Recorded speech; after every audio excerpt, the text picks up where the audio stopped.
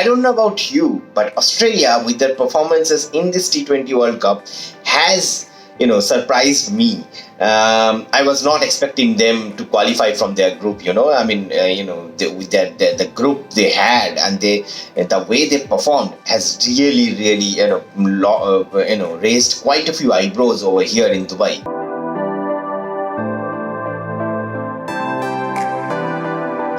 I mean, look at the way their performances. I mean, they started with with a close game against South Africa, and it is a good thing that they are in most of the games. I think they have been tested, and so most of their players have got an opportunity to perform going into the knockout round, and that's a very positive side for the Australian side team.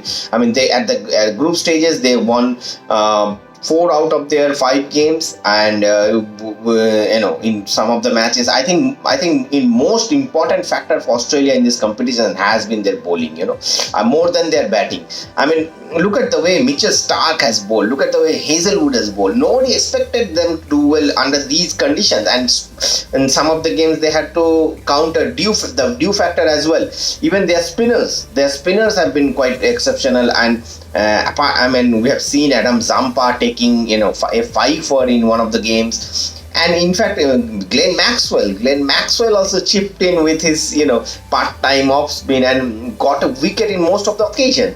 So overall, I think Australia have been quite a few consistent team in this competition, and actually they won't mind playing their semi-final here in Dubai, because if the toss factor goes in their favor, then they have a very good chance of upsetting the Pakistani team. Though I don't know whether that is the right word to call, but I think Australia, I think I have a fair chance against Pakistan in the semi-final. Their top order has been performing. David Warner, who had a poor run of form in the IPL, now have returned back to the form. I think Aaron Finch have got some runs. Glenn Maxwell, with the bat, his performance had dipped a little bit in the last few games, but in a big game we know what he is capable of. I mean, we can remember the 2015 50 over semi-final against India.